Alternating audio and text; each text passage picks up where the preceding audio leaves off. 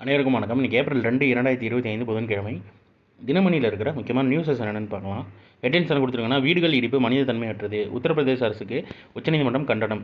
ரூபாய் 10 லட்சம் இழப்பீடு வழங்க உத்தரவு தெரிவிச்சிருக்காங்க. பிரக்யாராஜில் வீடுகள் சட்டவிரோதமாகவும் மனித தன்மையற்ற முறையிலும் இடிக்கப்பட்டுள்ளன. இடிக்கப்பட்டுள்ள ஒவ்வொரு வீட்டின் உரிமையாளருக்கும் பிரக்யாராஜ் வளர்ச்சி குழுமம் தலா ரூபாய் 10 லட்சம் இழப்பீடு வழங்க வேண்டும் என்று நீதிபதிகள் உத்தரவிட்டனர். உத்தரப்பிரதேச மாநிலம் பிரக்யாராஜில் வீடுகள் இடிக்கப்பட்ட மனிதத்தன்மையற்றதே சட்டவிரோதம் என உச்சநீதிமன்றம் செவ்வாய்க்கிழமை கண்டனம் தெரிவித்தது. பிரக்யாராஜில் வழக்கறிஞர் அந்த கேஸ் பற்றி கொடுத்துருக்காங்க, மேலோட்டமாக பார்த்துக்கோங்க. அடுத்ததாக, உடல் வெப்பநிலை சீராக பராமரித்தால் ஹீட் ஸ்ட்ரோக் பாதிப்பை தவிர்க்கலாம்னு சொல்லி மருத்துவர்கள் அறிவுறுத்தல் தெரிவிச்சிருக்காங்க. 4 லிட்டர் தண்ணீர் பருக வேண்டும். அண்டு என்னென்ன இருக்குமோ மேக்ஸிமம் ஹீட்டை அவாய்ட் உடம்புல ஹீட்டை அவாய்ட் பண்ணுற மாதிரி என்னென்ன பண்ணணுமோ பண்ணிக்கோங்க. அப்படி பண்ணிங்கன்னா ஹீட் ஸ்ட்ரோக் பாதிப்புலேருந்து விடுபடலாம் அப்படின்ற மாதிரி ஒரு அறிவுறுத்தல் வழங்கியிருக்காங்க. கடந்த நிதியாண்டில் 3007 ரயில் பெட்டிகள் தயாரித்து ஐசிஎஃப் சாதனைன்னு தெரிவிச்சிருக்காங்க. சென்னை ஒருங்கிணைந்த ரயில் பெட்டி தொழிற்சாலையில் 2024-25 நிதியாண்டில் 3007 ரயில் பெட்டிகளை தயாரித்து சாதனை படைத்துள்ளதுன்னு சொல்லி தெரிவிச்சிருக்காங்க. அடுத்ததாக இன்றைக்கான திருக்குறள் என்னன்றதை பார்த்துருவோம்.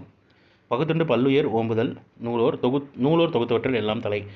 கிடைத்ததை பகுத்து கொடுத்து தானும் உண்டு பிறர் உயிர்களையும் காப்பாற்றுதல் அறநூலார் தொகுத்த அறங்கள் எல்லாவற்றிலும் தலையான அறமாகும்னு சொல்லி கொல்லாமை அப்படின்ற அதிகாரத்தில் திருவள்ளுவர் சொல்லியிருக்காரு.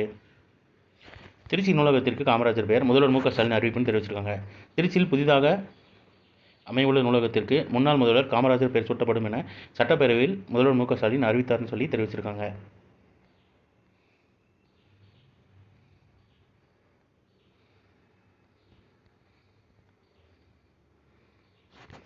இரண்டாயிரத்தி 25-26 நிதியாண்டில் மூலதன செலவு ரூபாய் 11.21 லட்சம் கோடி நிதியமைச்சர் தெரிவிச்சிருக்காங்க. தமிழகத்துக்கு ரூபாய் 17,189 கோடி கடன் உதவின்னு தெரிவிச்சிருக்காங்க. நடப்பு 2025-26 நிதியாண்டில் மத்திய அரசின் மூலதன செலவு ரூபாய் 11.21 லட்சம் கோடியாக உயர்ந்துள்ளதாகவும் மூலதன செலவுகளுக்கு மாநிலங்களுக்கு வழங்கப்படும் கடன் உதவி விகிதாச்சார அடிப்படையில் அதிகரிக்கப்பட்டுள்ளதாகவும் மத்திய அமைச்சர் நிர்மலா சீதாராமன் செவ்வாய்க்கிழமை தெரிவித்தார்னு தெரிவிச்சிருக்காங்க. அண்டு நித்தி ஆயோக் அமைப்பு தேசிய பொருளியல் ஆராய்ச்சி கவுன்சிலுடன் இணைந்து உருவாக்கியுள்ள நீதி NCAER மாநில பொருளாதார தகவல் மைய வலைப்பக்கத்தை தில்லியில் செவ்வாய்க்கிழமை நடைபெற்ற நிகழ்ச்சியில் அறிமுகம் செய்தார் மத்திய நிதியமைச்சர் நிர்மலா சீதாராமன் தெரிவிச்சிருக்காங்க. இந்தியா சிலி வர்த்தக ஒப்பந்த பேச்சு தொடக்கம். இரு நாட்டு தலைவர்கள் கூட்டாக அறிவிப்புன்னு தெரிவிச்சிருக்காங்க. லத்தீன் அமெரிக்க நாடுகளில் ஒன்றான சிலி நாட்டின் அதிபர் கேப்ரியல் போரிக் 5 நாட்கள் அரசுமுறை பயணமாக இந்தியா வந்துள்ளார். அவருடன் சிலி நாட்டு அமைச்சர்கள், நாடாளுமன்ற உறுப்பினர்கள், மூத்த அதிகாரிகள் மற்றும் வணிக தலைவர்கள் ஆகியோரும் இந்தியா வந்துள்ளனர்னு தெரிவிச்சிருக்காங்க. மார்ச்சில் ஜிஎஸ்டி வசூல் ரூபாய் 1.96 லட்சம் கோடி. நாட்டில் கடந்த மார்ச்சில் சரக்கு மற்றும் சேவை வரி, அதாவது GST, goods and service tax ரூபாய் 1.96 லட்சம் கோடி வசூலாகியுள்ளது. கடந்த ஆண்டு இதே மாதத்தை ஒப்பிடுகையில் தற்போது வசூல் 9.9% அதிகரித்துள்ளதுன்னு தெரிவிச்சிருக்காங்க. இது ரொம்ப இம்பார்ட்டன்ட்டு பார்த்து வச்சுக்கோங்க. அடுத்ததாக, ஹாக்கியில் விடை பெற்றார் வந்தனா கட்டாரியா. இந்திய ஹாக்கி வீராங்கனையான வந்தனா கட்டாரியா வயது 32 சர்வதேச ஹாக்கியிலிருந்து ஓய்வு பெறுவதாக செவ்வாய்க்கிழமை அறிவித்தார்னு சொல்லி தெரிவிச்சிருக்காங்க. எனினும் உள்நாட்டில் நடைபெறும் ஹாக்கி இந்தியன் லீக் போட்டிகளில் அவர் தொடர்ந்து விளையாடுள்ளார்னு தெரிவிச்சிருக்காங்க.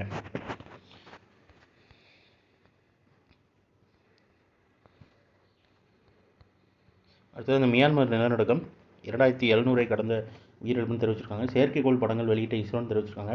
மியான்மரில் வெள்ளிக்கிழமை நிகழ்ந்த சக்தி வாய்ந்த நிலநடுக்கம் ஏற்பட்ட பாதிப்புகளை காட்சிப்படுத்தும் கார்ட்டோசாட் 3 செயற்கைக்கோள் படங்களை இந்திய விண்வெளி ஆய்வு நிறுவனம் இஸ்ரோ வெளியிட்டதுன்னு சொல்லி தெரிவிச்சிருக்காங்க. சமூக ஊடகங்களை ஆக்கிரமிக்கும் கிப்லி கார்ட்டூன் சொல்லி தெரிவிச்சிருக்காங்க. இல்லை எக்ஸ்ன்னு சொல்லுவாங்க, ட்விட்டர்னு பேருந்து இப்போ எக்ஸ்ன்னு மாதிரி இருக்குல்ல, அதில் இந்த கிப்லி கார்ட்டூன் ஒன்று நம்ம அந்த ஆர்டிஃபிஷியல் இன்டெலிஜென்ஸ்க்கு நம்ம ஃபோட்டோ சென்ட் பண்ணால் அது இந்த மாதிரி கார்ட்டூன் மாதிரி வடிவமைச்சு தருதுன்ற மாதிரி சொல்லியிருக்காங்க. அண்டு கிப்லி கார்ட்டூன் பின்னணி என்ன, வேறு என்னென்ன அப்படின்ற மாதிரி கொடுத்துருக்காங்க. டைம் இருக்கிறவங்க சும்மா ரிலாக்ஸ்டாக வாசித்து பாருங்கள். பேர் மட்டும் பார்த்துக்கோங்க, கிப்லி கார்ட்டூன். அடுத்ததாக ரொம்ப இம்பார்ட்டண்ட்டு, கும்பகோணம் வெற்றிலை தோவாலை மாணிக்க மாலைக்கு புவிசார் குறியீடு. மாணிக்க மாலை கட்டும் தொழிலாளர்கள் மகிழ்ச்சின்னு தெரிவிச்சிருக்காங்க. கும்பகோணம் வெற்றிலை தோவானை மாணிக்க மாலைக்கு புவிசார் குறியீடு உறுதி செய்யப்பட்டுள்ளது என்று அறிவுசார் சொத்துரிமை வழக்கறிஞர் சங்க தலைவர் ப. சஞ்சய் காந்தி தெரிவித்தார்னு சொல்லி தெரிவிச்சிருக்காங்க. தஞ்சாவூர் மாவட்டம் கும்பகோணம் வெற்றிலை, கன்னியாகுமரி மாவட்டம் தோவாளை மாணிக்கமலைக்கு புவிசார் குறியீடு பதிவு கோரி சென்னையில் உள்ள புவிசார் குறியீடு பதிவகத்தில் 2022 ஜனவரி 13ஆம் தேதியில் தமிழக கைவினைப் பொருட்கள் மேம்பாட்டுக் கழகம்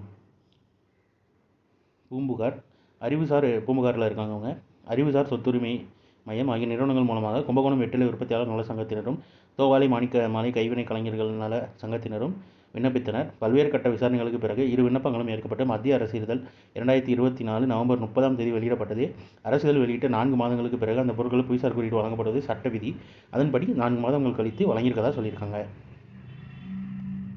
அதே மாதிரி இதேபோல் இந்தியாவிலேயே முதல் புவிசார் குறியீடு பெறும் பூ மாலையாக தோவாளை மாணிக்க மாலை உள்ளது. வெள்ளை அரளி, சிவப்பு அரளி, பச்சை நொச்சி, சம்பா நாறு ஆகியவற்றை கொண்டு பூ வேலைப்பாட்டுடன் பின்னப்படுவது தோவாளை மாணிக்க மாலையின் சிறப்பு. இந்த இரு பொருட்களுக்கும் புவிசார் குறியீடு கிடைப்பதன் மூலம் அவற்றின் உற்பத்தியாளர்களுக்கு ஏற்றுமதி வாய்ப்பும் வருவாய் பெருக்கும் வாய்ப்பும் உள்ளது. புவிசார் குறியீடு பெற்றதில் தேசிய அளவில் தமிழ்நாடு 62 பொருட்களுடன் 2வது இடத்தில் உள்ளது. தமிழ்நாட்டில் தஞ்சாவூர் மாவட்டம் 11 பொருட்களுடன் முதலிடத்தில் உள்ளது என்றார் சஞ்சய் காந்தின்னு தெரிவிச்சிருக்காங்க. இந்த டேட்டா ரொம்ப முக்கியம்.